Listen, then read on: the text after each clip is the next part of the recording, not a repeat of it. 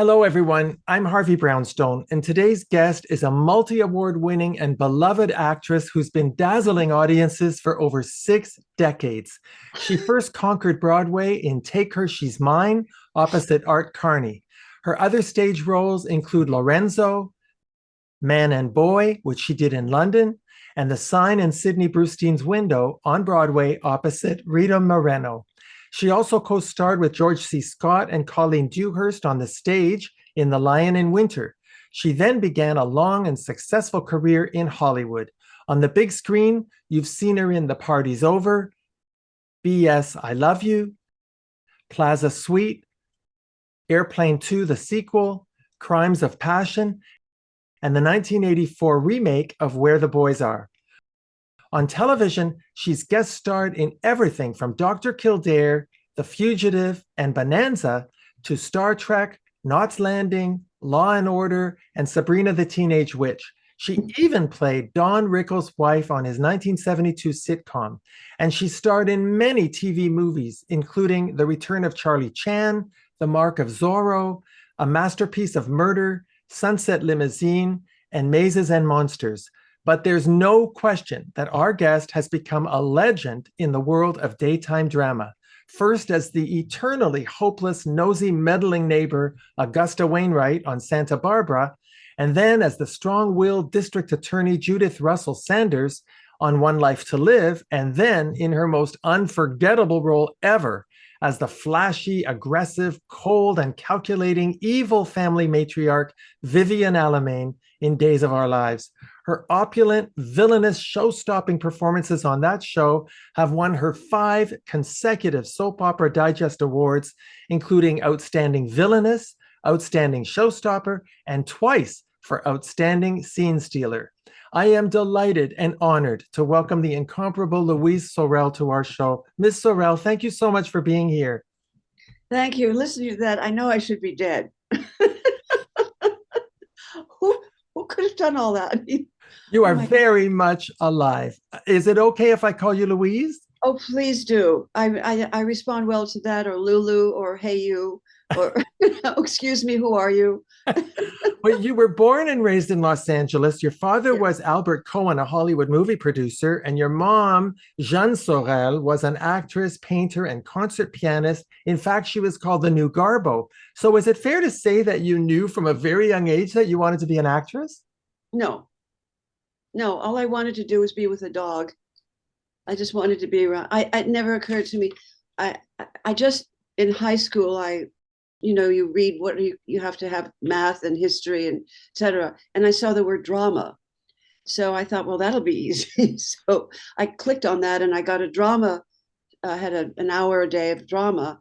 And the teacher who ended up being on, I think, General Hospital, John Ingle, was so encouraging to me. And he threw me on the stage doing Serafina and the rose tattoo and these things that I thought, I can't do this. And then I'd go home to my mother and say, what am I doing? And she said, oh, darling, you can do this. So she would help me. And I was bitten by that. That was how it happened. Who were the actors and actresses that you looked up to when you were growing up? I was boy crazy. I wasn't really tuned into any of that until I went to New York. I mean, I went to the movies with my father, who would fall asleep. He was a movie producer. But I didn't focus on any of that. I was just a girl with a dog and going to school. I didn't know anything about any of that. My mother took me to the theater and to mostly concerts because she was also a pianist. So that was where my mind was. Well, even though you grew up in Hollywood, and at some point you did know that you wanted to be an actress, you didn't stay there. You chose to go to New York for your theatrical training and pursue a career on the stage. That's very unusual for a Hollywood kid who wanted to be in show business, don't you think? I don't know. I didn't think of it as show business. I just thought of it when I was 18, I left home and my parents said, how are you going to get to New York?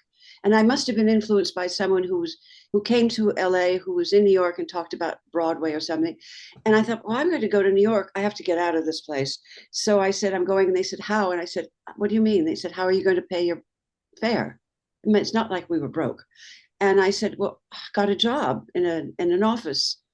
filing or something, and I paid for my airfare to New York. And then I got a scholarship to the neighborhood playhouse through UCLA. They did auditions out there. And I was a mime. That was it. I was a mime in Hollywood, at places in Hollywood where we were doing mime.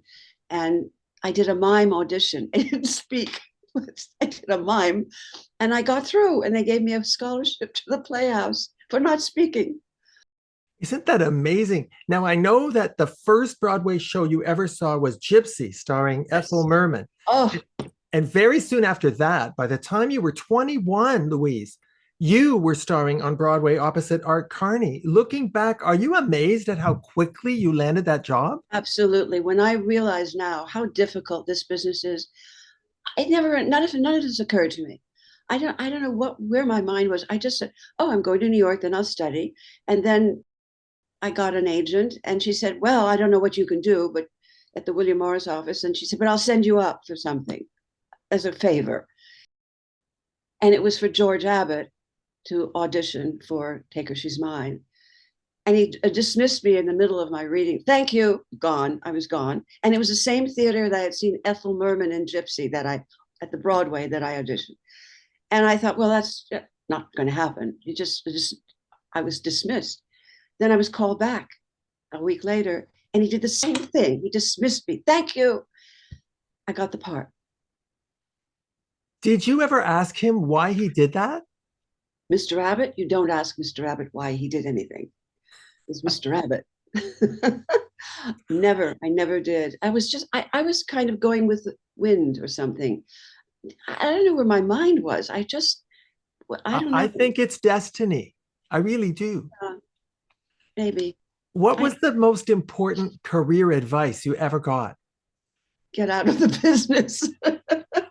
Well, I'm glad you didn't First take thing it. that was said to me when I went to meet this producer in New York, he said, "You don't want to do this." And I thought, "Are you kidding?" I nobody gave me really any advice. I was on my own, really. Well, where did you get that resilience from? Because you're making it sound like it was easy, but you know It it's not. was then. I have to say, in my mind, it was easy because I didn't think about it. I just sort of went and did it. I didn't give it a lot of, I didn't, I don't know. When I was at the Playhouse, I was given lots of nice roles. So that made me feel good because David Pressman was then in charge and he gave me some very nice roles. And I thought, well, if I can do this, then I have to go do this where they'll pay me. I honestly have really no idea of how this all happened. Well, now all the Trekkies out there would never forgive me if I didn't ask you about your guest starring role on Star Trek in the season 3 episode called Requiem for Methuselah. You play the mysterious Reyna, who Captain Kirk falls in love with. Louise, did you have any idea back then that you were part of a legendary, phenomenal show that would be immortalized? No, they didn't either. That was the first season of that. And when I first went in there, I looked around and I said, "What is this?" And James Daly played my mentor or whatever on the show. And we both looked at each other. We were from the theater. And I looked at him, I was wearing this thing they wrapped around me. And James was in tights. I said, "What are we doing?" He said, "It's Christmas money, Christmas money." We were like, "What?" And I knew Bill because we'd worked together. But it was, we didn't know anything. I was so shocked by this because on a daily basis, I'm not bragging about this, but I get a fan mail, and I would say almost every single day, pictures from Star Trek. It's amazing. I mean, they didn't know. They didn't know. Well, you just mentioned that you and William Shatner had worked together. Now, correct me if I'm wrong. I believe you played husband and wife on an episode of Route 66. Is that Yes, right? yes, yes. So we had a straight. We worked on that, and then we did Star Trek. And at one point, he was a very good horseman. So I rode horses with him in the Burbank. There was some event, and we were on horses together, separate horses. In So 1969, you had a recurring role on a TV show called The Survivors, starring Lana Turner and George Hamilton. Do you have any memories from that show, Louise, that you can share with us? I remember seeing Lana. which I didn't really work so much with hers. I think it was Kevin McCarthy that I worked with. I just remember, I want to say it was Ralph Vallone, but there was an Italian wonderful actor on the show. I just remember him seating her in a chair. And then when she stood up, she was petite, but she had the most beautiful posture. It was Lana Turner. I used to float in because that was my father's studio, was Universal. So I seemed to be there a lot, even though it was way past the time that he was there. I was now there as an actress. I just floated in and out of these roles. And I remember Scotty was the man at the gate. And there are only a few things that stuck with me while I was there because I was so serious about my work. I remember Owen Marshall or something. I went up for a role of an Indian. And I see Buffy St. Marie in the lobby, out there waiting to also go in to meet for this. And I walked in, I said, what, hire her. And I walked out and I got the job. And I never understood that with Rennie Santoni, who's anything but an Indian. I've just laughed so hard because he was so funny. Crazy things that come to my mind of things that, and I asked for a wig because I didn't look like an Indian. I think I wore a dark wig or something. I don't remember, but the funny things. And I used to ride horseback on the back lot of Universal. I used to ride Jimmy Stewart's horse Pie was on that lot. And I used to, when there was none of the nonsense that's going on there now, it was just an open lot with hills and trees and I would ride horseback back there. That's amazing. Did you ever get starstruck? No. Wow. It's as though you just knew that you were supposed to be there and this was your work, and you didn't allow yourself to ever get distracted by where you were and who you were with. Once I did. George C. Scott. Really? Yeah. And Colleen. I mean, talk about power. I was completely enamored of George, but I was married. It wasn't that kind of enamored. It was just, it's George C. Scott, and we were doing Lion in Winter.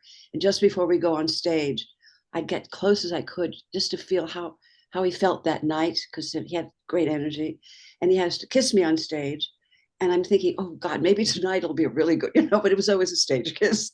But George C. Scott and Walter Pidgeon. Walter was heaven. Walter was the most charming.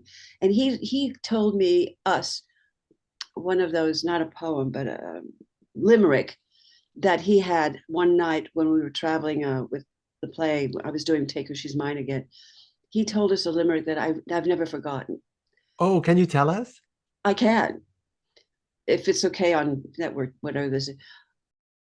Yes, there was a young man from Boston who bought himself a new Austin. There was room for his ass and a gallon of gas, but his balls fell out and he lost them. This is what he decided at a dinner. This elegant man, I almost fell over. I never forgot it. That's hilarious. Well, talk about funny. You played Don Rickles' wife on his 1972 sitcom, The Don Rickles Show. Is it true that he was really a pussycat? Oh, yes. Well, for me, yes. Oh, absolutely. He was, he was a good actor. And I think that's what he really wanted. He did a lot of movies and he was very good. And he didn't know how good he was, or maybe because they didn't give him that to show it. So he was really soft. He was a family man. I think he really wanted to stay home in his town with his family, but he had to go to Las Vegas. And I know he enjoyed it, but yeah, he was not the person that sort of, what he did, the over the top comedy and humor. He got away with it, but that's not really who he was. No. That's really amazing, because that persona that he had, the public persona, was so overpowering. Yes. It was so politically incorrect nowadays. Yes. Oh, he could never do that now. Did you stay in touch with him after the show? Not really. I think we ran into each other once, but he had his own life and his family and the incredible, insane comedians that he was around. I mean, Bob Newhart came on and couldn't get through a scene. You couldn't look at them. They couldn't look at each other. I couldn't look at them. It was like, oh my God. I don't know why that show was ever canceled. I loved it. because we were on a Friday night and the then head of the network, whose name I can't remember, said, I'm going to move it. I know this isn't good. And he didn't help us. So it died. Honestly, there's a book out on Dawn now, and there's a little quote from me in it and some pictures. And I looked at it and I thought, I was right, but I maybe shouldn't. I don't know. They try to fit him into a character that a Madison Avenue businessman, it's not Don. Don So Rickles. no, I mean, maybe it could be, but I'm not sure that really worked for him. They made him a family man with, Erin Moran as the daughter. And I mean, I thought it was cute, but they did hurt us with the time slot. That counts for a lot. Oh, it sure does. And then And you played the nurse in Airplane 2, the sequel. Was that a happy experience for you making that movie? well, yeah, I think what happened, the original was Howard Koch. He had those two wonderful writers for Airplane 1, but they didn't do Airplane 2. So they lost a lot of the impact of, the first. And I think I had some scenes with an actor, and I'm sorry, I can't think of his name. And Howard fired him. I went, no, there go my scenes. So I lost a lot from that because he fired him. I don't know why. How in the world have you maintained your equilibrium and your sanity in a business that's so completely unpredictable and really, in many ways, very unfair? Friends and animals. In that order. Uh, oh, maybe not. Both, and my sister. I've never been struck. You don't really consider yourself a star. Not at all. I'm always shocked when somebody says, I don't. I mean, I'm working now on Days of Our Lives, come back as this character, and people are saying, I must say, very nice things, and I won't quote, but and I'm thinking, who are they talking about? Because I live this quiet little world in New York City with theater and friends and animals, because I'm an obsessive animal person, and I don't think I feel like I'm sort of isolated and I'm alone and with my friends, and I don't know, I just never felt that way. Well, do you ever watch any of your shows, your movies? No, Never. no, And what about when you get fan mail? Does it ever absorb? Does it soak in that you are considered a real legend? no, because that makes me think I should be dead. But no, I love the fan mail is so considerate, and I'm very touched by it. But I'm thinking, who are they talking about? I'm very I'm very alone. I mean, I've been married twice to one particularly wonderful human, and I just like being with my friends and dogs or any animal on four legs or two legs. And that's my little world. And then, of course, I'm politically obsessed and frightened. So between the politics, taking care of friends and animals, that's my little world. And then there's also the work. You're in Los Angeles now, back on the show.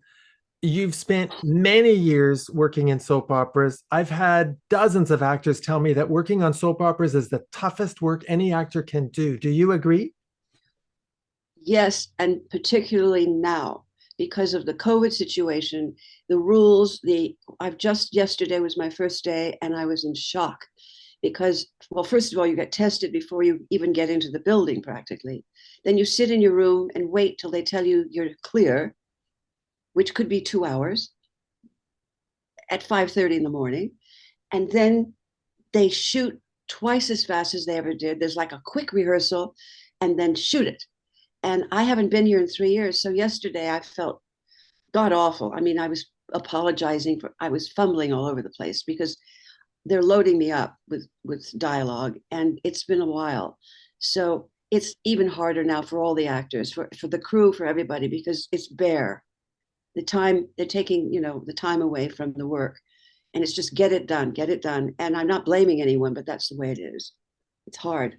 Do you think that soap opera stars get the respect that they deserve within the industry in Hollywood? No, no. In New York, you did, because mostly it was Broadway theater actors who were making a supplementary income and coming on shows, really good theater people. Not that there aren't some good actors here, but a lot of the time they're they look down. I must say, I think they do look down on it out here. Well, they should try doing it, and then they'd see for themselves that Yes, it's no yes. walk in the park. No, it's not. It's very difficult work starting at 5 in the, like all shows, but one show a day, you're doing almost 100 pages a day and sometimes more. It's impossible. It's just nuts. You But worked with a number of fabulous stage actors on Santa Barbara, including Dame Judith Anderson, who actually became your dear friend. oh, Were you intimidated by her in the beginning? A little? well, okay. The first day I met her, it's on somewhere. I know there's a picture of it. I was in a leopard bikini Oh, in Santa Barbara, the house they were shooting at. And they ran over to me and said, Louise, you've got to come and say hello to Dame Judith. I said, oh, I don't think so. In a gown, maybe, but not like this. They said, we have no time. Take me over to meet Dame Judith Anderson in a bikini. oh. And then they said, take a picture with her. So she's sitting on a chair, the girl playing my daughter's on the left, I'm on the right. And she had this great proboscis, that nose of hers. And she turned her head and her eyes were at my breast level. And she just turned back and she said, well, there they are, aren't they? That's how I Judith Anderson. Oh my God. Oh my God. And then she she was complaining about her name. She didn't want to be called Birdie, which is what they were going to call her. So she was discussing that with the producer or something. And I was standing, I said, well, what about Medea? Because my mother always said Medea. So she looked at me, she said, Medea, my dear. I mean, that was the second time we just got. And then after that, I flew to New York with her. She introduced me to Derek Jacobi.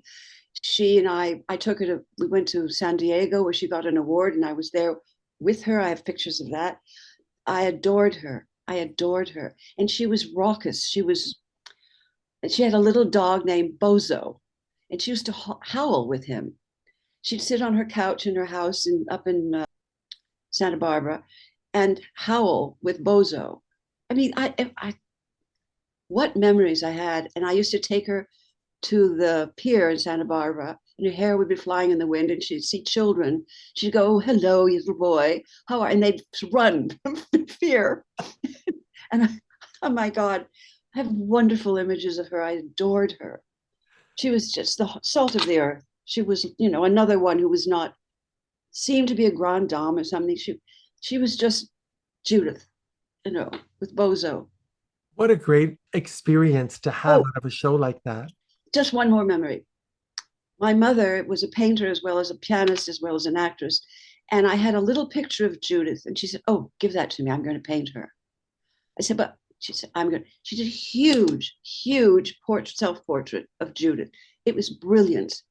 And I brought Judith to my mother's apartment and she went up very close to it. She said, oh no, the nose will never do.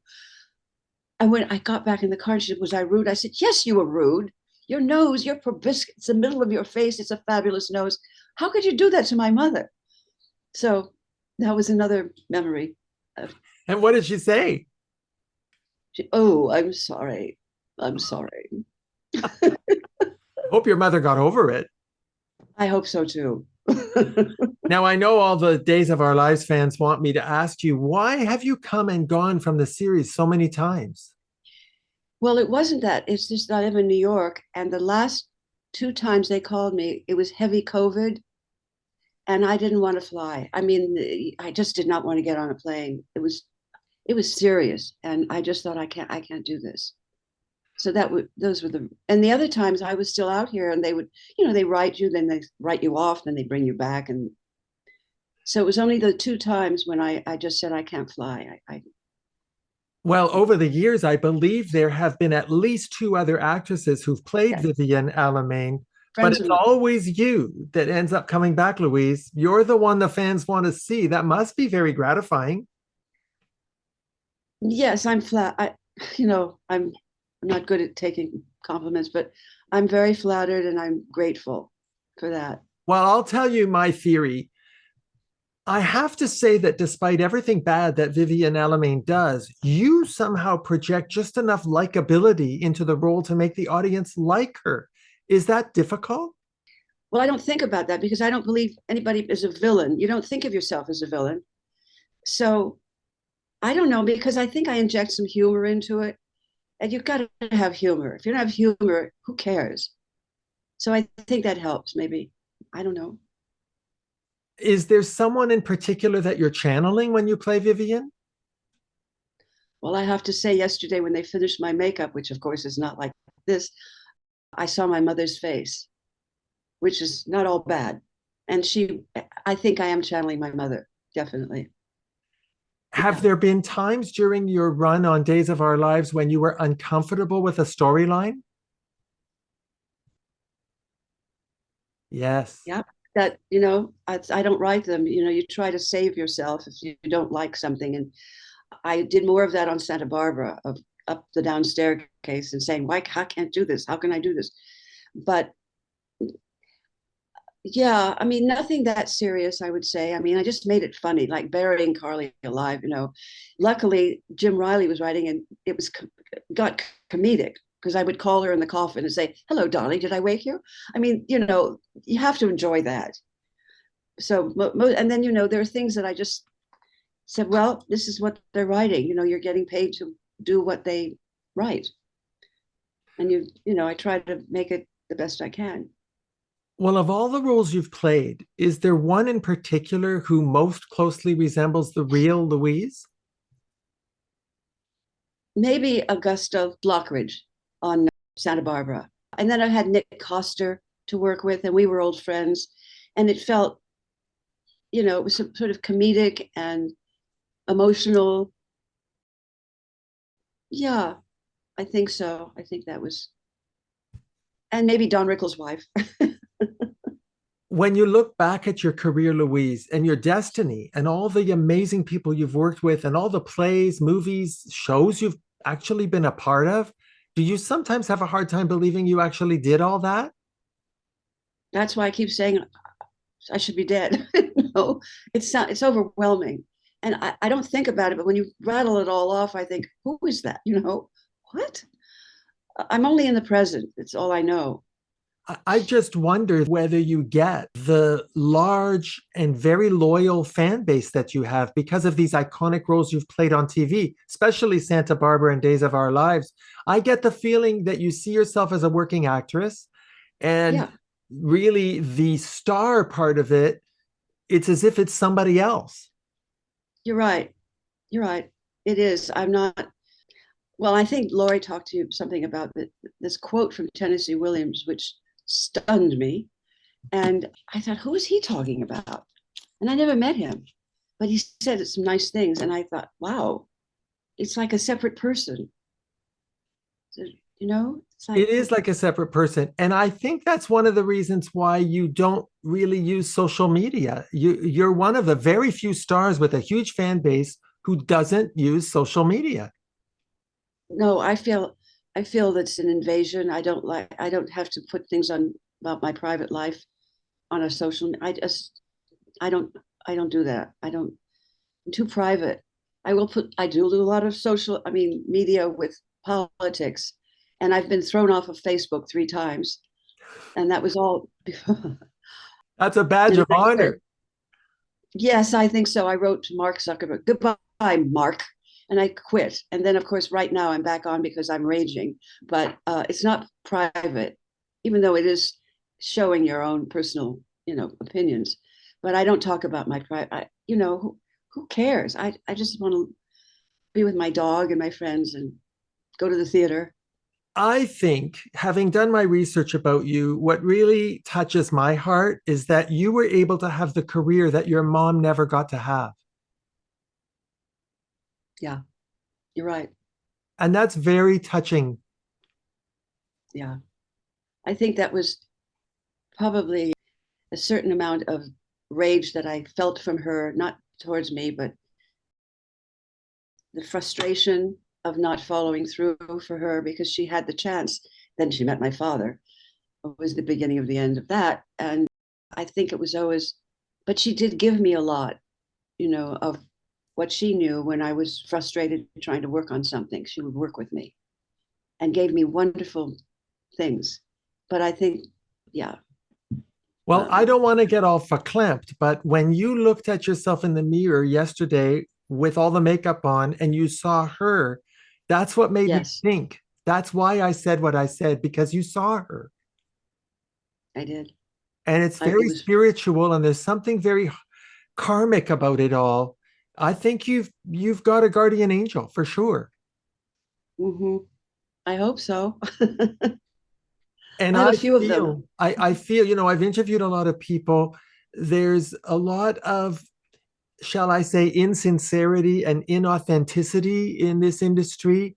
And you just Yes. have none of that. You are so down to earth. We spoke on the phone when we first booked you on the show. You are the most humble and unassuming and gracious human being. I just adore you, and I want you to know that. Oh, thank you. Thank you. I appreciate that. I just think that's how that's what we're supposed to be with what's going on in the world. And I don't know. There must be a lot of young actors and actresses that annoy you because they don't behave like you. I don't get it. I'm not, yeah. I sometimes turn on what are those, the shows at night where they do gossip stuff and blah, blah, blah, blah, and I think, I just can't connect to it. It just seems with what's going on in the world. Oh my God. I mean, of course you have to have a good time and celebrate yourself, etc. But it's too much of it. I just, that's not what it's about. I don't think anyway. Do you think you'll ever retire? Well, a few times I've made the comment that I think I've been retired and nobody told me because I'd stopped working for a period of time, you know.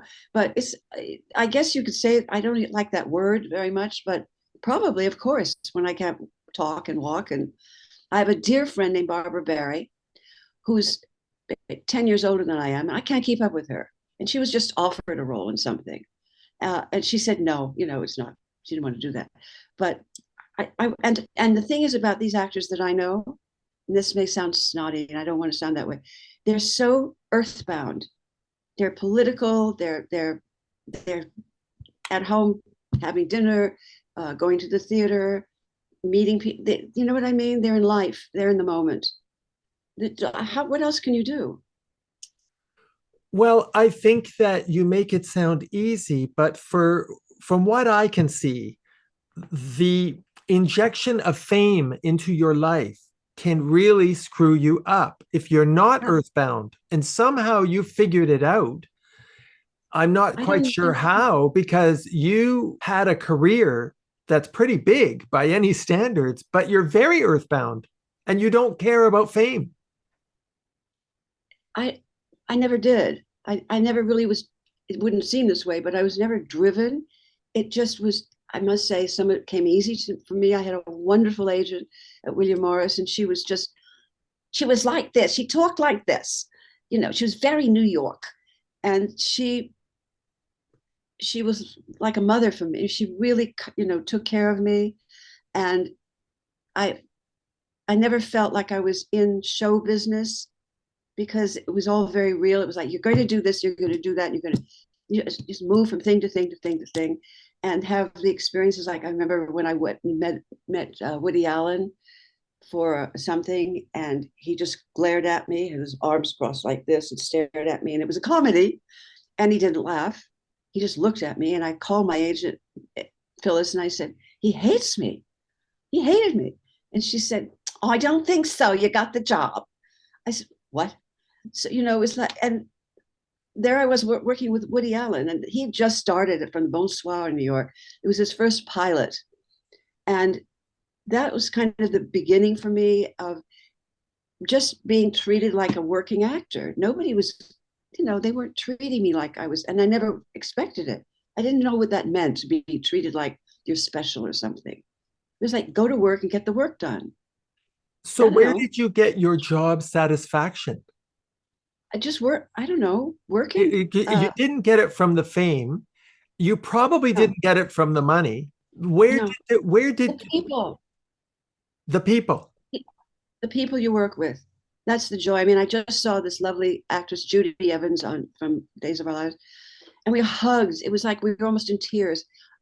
we hardly knew each other when we worked together. But those are the people that, that's the salt of the earth. And it's the hugging, it's the closeness, the sharing of things.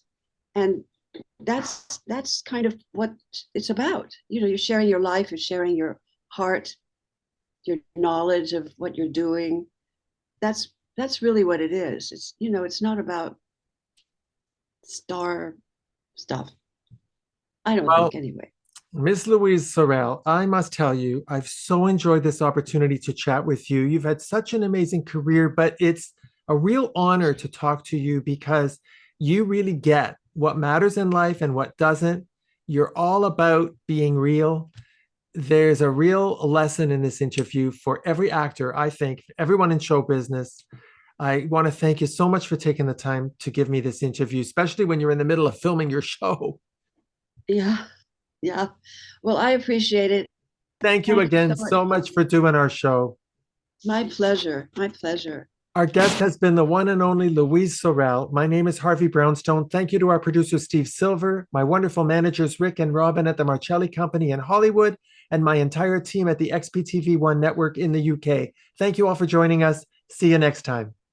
Thanks for watching. Be sure to check out all the great interviews on the Harvey Brownstone Interviews YouTube channel. Don't forget to subscribe and ring the bell to be notified when new videos are posted.